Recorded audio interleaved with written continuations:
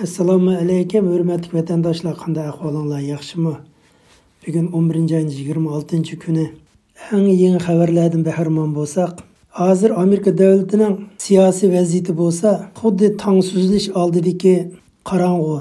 Amerika davlatining saylimi va dunyo siyosatiga qiziqayotgan vatandoshlarimiz bo'lsa, yaqinqi bir qancha kun ichida Prezident Trump apandimning saylam vaziyatining yaxshi bo'lmayotganligini his qilib, hammamizning ko'ngli yerim bo'lgan edi. Endi tunugungi eng yangi xabar uchurlarni anglaganimizda, dunyoning vaziyati texmi yaxshi taraf qarab taraqqiy qiladiganligini, Amerikaning saylimi, ya'ni Prezident Trump apandimning saylam jarayonida g'alaba qildiganligi bilinishga boshladi. Yaqindan buyon advokat Powell xonim Kraken degan so'zni qilib keldi. Kraken degan so'zni tarjima qilsak, dengiz maxluqi deb turayli. Advokat Powell xonim muxbirlarga so'z qilganda bir qancha qitim dengiz maxluqi degan so'zlarni ko'p qitim qilgan. U mush so'z orqali bu qitim yuz beradigan voqeaning naqadar qo'rqinchli ekanligini, naqadar vahshiy ekanligini, xuddi dengiz maxluqi butun dengizning ichidagi narsalarni yutayotganga o'xshash sifatlamoqchi.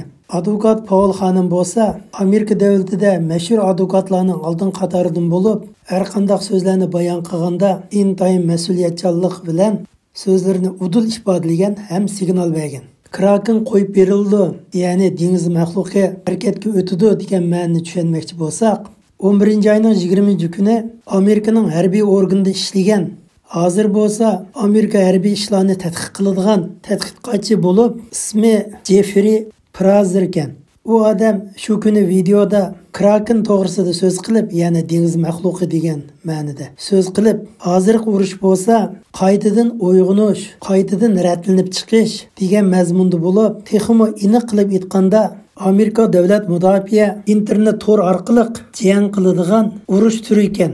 Amerika davlat mudofaa internet tor urushi bo'lsa, u har qanday narsani iz qo'g'lab bora oladigan, har qanday apparat sistemining ichiga kira oladigan, har qanday maxfiy kuchlarning yomon tarafini izlab chiqa oladigan bir qurilma ekan. Prezident Trump apandim bo'lsa, olam bo'shliq harbiy ishlar bosh qo'mondonining Amerika davlatiga sadoqatman generallar bilan birlikda Amerikada davomlashayotgan saylam jarayonidagi aldamchilik jinoyatini ilib berayotgan, hatto bu saylamda Amerika davlatiga xoinlik qilayotgan bir turkum odamlarning dalil isbotlarni qo'lga tushiribdi.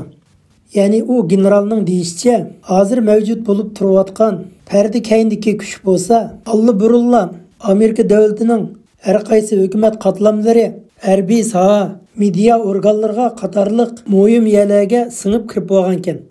Amerika Markaziy istixborot organi, Federatsiya tekshirish idorasi, adliya organlari qatorliq organlar davlatga osiylik qiladigan sozliqlarga petib qolgan ekan. Ya'ni yer sharlashish kuchlari tarafining iqtisodi bilan kontrol qilinib qolibdi. Ya'ni Cumhuriyet partiyasi ichidami bir qism odamlar shularning olqindi ekan.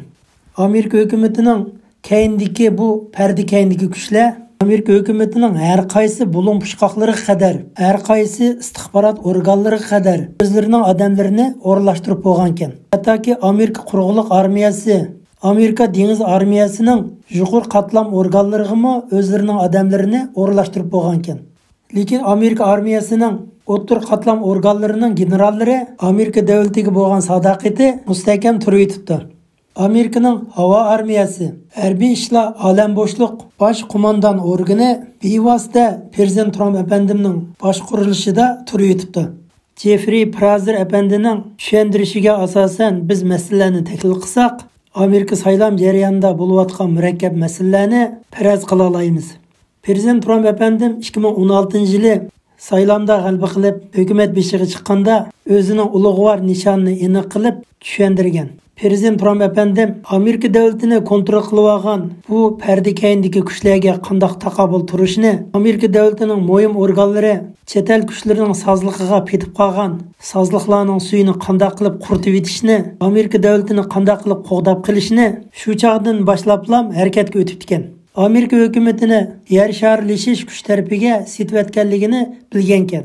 Shunga Prezident Trump apandim taxtiga chiqqan kundan boshlab Amerika hukumatini qanday qutuldirish planini o'rindash bilan birga yanada Amerika davlatini qizg'in qo'g'daydigan sap vatanparvar generallarni o'ziga yordamchi kuch qilib, ulug'vor xizmatini davom qildi. Prezident Trump apandim o'zi tayinlagan vaqtliq davlat mudofaa ministri Miller apandi davlat mudofaa istixborot ishlariga konkret mas'ul bo'lgan muavin ministr Votinik apandilar bo'lsa, intayin farosatli generallardan bo'lib, ular butun kuchi bilan tirishib Prezident Trump apandimga yordam qilib ketdi. Bu generallar internet tor urush sistemasi orqali bu qitimqi saylamda aldamchilik jinoyati bilan shug'ullangan va ularning keyindagi orqa kuchni kuzatishga boshlagan ekan. Amerika hukumatining saylamlari va Amerika hukumatining muhim ishlarini bu parda keyindagi kuchlar kontrol qilib olganiga 20 yildan eshibdi. Dominion shirkati bo'lsa, shu parda keyindagi kuchlarning xizmatini qiladigan, ijro qiladigan shirkatning birisi ekan. 10 yilning oldida bo'lsa, Smartmatic şirketi saylam biltini kontrol qilish ahvoli pash bo'lgandan keyin bu apparat shirkatlarni Amerika hukumati cheklab etgan ekan. Bu shirkat shuning bilan qaytadan chopinni almashtirib Dominion shirkati bo'lib paydo bo'lgan ekan. Shuning bilan burunqidek o'xshashla Amerikaning saylamiga aralashadigan, Amerikaning saylamini kontrol qiladigan bo'lyapti. Bu ishlarning hammasi yanala parda keyindagi kuchlarning kontrolida turibdi. Mana shu sababdan Joe Biden apandi bo'lsin, Amerika Kongressidagi bir qism odamlar bo'lsin, Dominion shirkatini kontrol qilayotgan Kumo apandi bo'lsin, bularning hammasi ayni vaqtida bu qitimqi saylamda Prezident Trump g'alaba qozonolmaydi, saylamda mag'lub bo'ladi deb jarsagan ekan. Prezident Trump apandim 2016-yildan boshlab bu vaziyatni allaburun faraz qilib, boshqalar tasanigacha Prezident Trump apandim qumsanab internet tor urush sistemasini saylamdan burunlam harakatlantirgan ekan. Mana bu harakatning ismi Kraken harakati ekan, ya'ni dengiz maxluqi. Bu dengizda yashaydigan kraken bo'lsa, suv ustiga laylisa, xuddi bir orolga o'xshaydigan dengizdagi boshqa maxluqotlarni tutib yemoqchi bo'lsa, oldi bilan o'zi atrofiga nurg'unlagan yemakliklarni chachirtib, butun maxluqotlar bu yemaklikni yeyishga yaqinlashgan vaqtida hammani shumirib akirib, yutib tashlab etar ekan. Shuning bilan atrofidagi dengizlar pap-pakizga aylanib ketar ekan. Mana bu Krakenning dengizdagi jon-jonivorlarni va maxluqotlarni to'rga tushirishning bir usuli ekan. Hamda bu internet tor urush sistemasiga Kraken ismini qo'yish bu qitimqi harakatni Krakenga o'xshatgan ekan. Ya'ni bunda aniq qilib aytganda, Prezident Trump apandim bu qitim intayin cho'ng bir harakatga o'tib, Amerika hukumat qatlamlari petib qolgan bu cho'ng sozliqdagi suvni quritib etish harakatini davomlashtirib yetibdi. Hamda bu sozliqning ichiga kirib olgan Amerika davlatiga osiylik qilayotgan kuchlarni biroqla supurib tashlashgan. Prezident Trump apandim Kraken harakatini harakatlantirish uchun 2018-yili 9-oyda Amerika saylamida Amerikaning saylamiga aralashgan chet el kuchlarini jazolash ma'muriy jiddiy holat buyruqiga imzo atgan ekan. Bu jiddiy holat buyruqi hozirga qadar davomlashib yetibdi.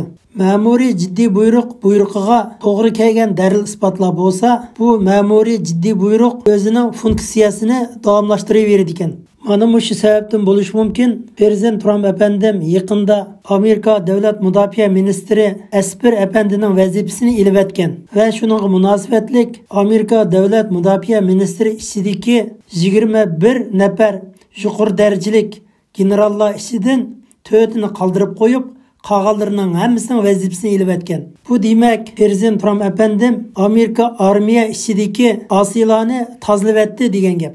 Mushu ayning 18-kuni tushdan burun Amerika davlat mudofaa ministrining vaqtliq ministri buyruq chiqarib, Amerika davlat armiyasiga munosabatlik butun istixborot organlari va Amerika armiyasining alayda qism organlari bevosita Miller apandimning qo'mondonligiga bo'ysundiganligini, istixborot uchurlarining hammasini bevosita Miller apandiga yetkazishni buyruq qilgan ekan. Amerika harbiy tarixida Amerika harbiy alayda qism va boshqa istixborot organlari bilan birlikda davlat mudofaa ministrining qo'mondonligi bo'ysunishi tunji qitim ekan. Bunda aytganda, Prezident Trump apandimning oq o'ylisida Prezident Trump apandimni qo'g'daydigan va sodiq tavranmas bir qo'shin paydo bo'ldi degan gap. Shunga Prezident Trump apandim saylam jarayonida, ya'ni keskin raqobat bo'layotgan vaziyatda, xotirjamlik holatda golf top o'ynab yurgan yeri shu ekan. Ya'ni pat-pat men saylamda utdim deb qo'ydigan yeri shu ekan. Nima uchun Prezident Trump efendim o'zining Twitter'ida Amerika Federatsiya xo'jalik bo'limining mudiri Emily Murphy'ga tavsiya xati yozib, yangi saylangan Joe Biden efendim prezidentlik huquqini o'tkazib oldigan xizmatlarni boshlag'ach tusi bo'ladi degan xatni yozdi. Amerika Federatsiya xo'jalik bo'limi deganimiz yangi saylangan prezident burunqi prezidentning huquqini o'tkazib oldigan jarayonda iqtisodiy va moddiy ashyolar bilan ta'minlaydigan o'rinkan.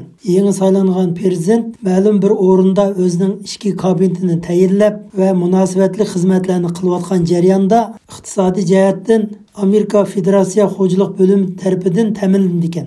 Prezident Trump efendim Emily Murphy xonimga yozgan bu xatini nurg'un odamlar tushunolmay, Prezident Trump efendim huquqini endi Joe Bidenga o'tkazadigan bo'pti deb tushunib olishning sababi shu ekan. Onun ustiga Prezident Trump efendimning singlisi Trump efendimga biz chekinamdik qandoq deganda Trump efendim javob berib, chekinishning o'zi mag'lub bo'lganlik, Trump oilasi tarixida mag'lub bo'lgan oila emas deb javob bergan ekan.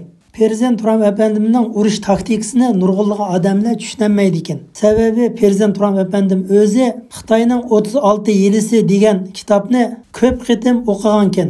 O'zimi aql farosatda yetilgan ekan. Prezident Trump efendim Twitter'da Emily Murphy xonimga xat yozishi bir jihatdan o'zining tavalligidagi xizmatchilarni qo'g'digan bo'lsa, yana bir jihatdan bo'lsa Joe Biden efendimning xizmat guruhida yana qandoq odamlarning borlig'ini to'liq bilib olishgan. Bunda aytganda, aruda o'tirib to'shqan tutish taktikasini qo'llangan ekan. Yana bir jihatdan bo'lsa Amerika New York Wall Street bozoridagi Xitoy davlati bilan eg'iz burun yolishib ko'ranglab ketgan milliarder paychek savdogarlari bu qitim suv ustiga laylab chiqib, Prezident Trump efendimning davlat asiylarini tozalash to'lqiniga uchrab ketdi ekan.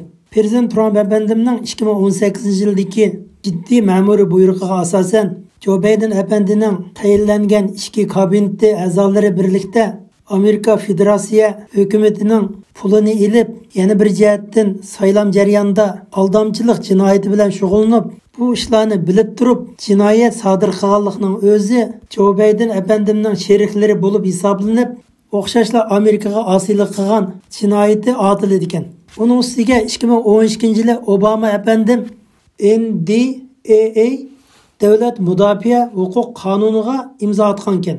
Bu qonunning asosliq mazmuni bo'lsa, prezident efendim bevosita huquqliq bo'lib, urush mezgilida prezident alohida ustun huquqqa ega bo'ladi ekan.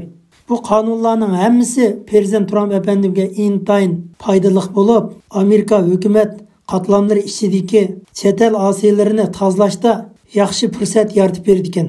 Advokat Paul xonimmi e'lon qilgan bayonotida, "Men Prezident Trump efendimning advokatlar guruhiga tava emas, o'z oldimga mustaqil deyishning o'zimi Amerika hukumat qatlamlari ichidagi Amerikani kontrol qilib olgan Pərdi keyindiki hükümet gücünü tazlaşdiki yaxşı bir taktik ekan. Advokat Paul xanım şu bayanatı ilan qilib bo'lgan kunning ertasilam harbiy qism advokatlik salohiyatiga ega bo'lgan ekan. Tunugundan boshlab Kraken harakatga o'tibdi. Endi bundan keyin nurg'un voqealar orqama-orqa yuz berdi ekan. Uningdan boshqa yana bir xabarga qaraganda Dominion bilet sanash apparatlari boshqalar tarafidan kontrol qilingan ekan. Elektron şirketi bo'lgan Overstock şirketini barpo qilgan milliarder Patrick Brain efendi umi bir tekshirish xodimi bo'lib, bu efendim saylamdan burun nihoyat zo'r mablag' ajratib, saylamning oldi keyinini kuzatadigan va tekshirib turadigan ilg'or texnik bilan qurollangan bir adrat qurib, saylamning oldi keyindagi internet tor orqali bo'layotgan butun signal uchurlarni kontrol qilib turgan ekan. U odamningmi egallagan dalil isbotlariga asosan bu qitimqi saylam 100% boshqalar tarafidan kontrol qilingan ekan. Amerika saylam jarayonida 75 ming bilet sanash Dominion shirkatining bilet sanash apparatlari QSNACH degan zo'migar virus bilan kontrol qilingan ekan. Bu virus bevosita Xitoy davlati tarafdan harakatlanib turgan ekan. Bu demak Amerikaning bu saylamiga Xitoy davlati bevosita qo'l tiqqan ekan. Ya'ni Amerikaning saylamiga chet el kuchlari aralashdi degan gap. Yana bir qiziq yeri bo'lsa, Xitoy davlatining prezidenti Xi Jinping tunugin bevosita Joe Biden әпәндімге telefon qilib, uning prezident bo'lganligini tabriklabdi. Buningdan shuni ko'rib olgani bo'ladi ekan, Amerika saylamiga Xitoyning qo'l tiqqanligi hamda Xitoy o'zining oshkorlanib qilishining oldini olib, Joe Biden әпәндimni tezdan qo'llab, hamda Joe Biden әпәнdim Xi Jinping bilan bir kemida ekanligini ifodalabdi. Endi bundan keyingi vaziyat bo'lsa, Amerika saylam jarayonida aldamchilik jinoyat ishlari bilan shug'ullangan va chet el kuchlari bilan til biriktirgan odamlar qo'lga ilishga boshlandi ekan. Prezident Trump әпәндimning qo'mondonligidagi Amerika alayida qismi Amerika hukumat qatlamlari ichidagi bir qism odamlarni qo'lga oldi. Ya'ni parda kayindagi kuchlarni qo'lga ilishga boshlabdi. Bu xabarga asoslanganda milliarder George әпәндimmi qo'lga ilinibdi degan gaplar rost bo'lishi mumkin deb qaraldi ekan. Hammalarning qimmatli vaqtinglar uchun ko'pdan ko'p rahmat.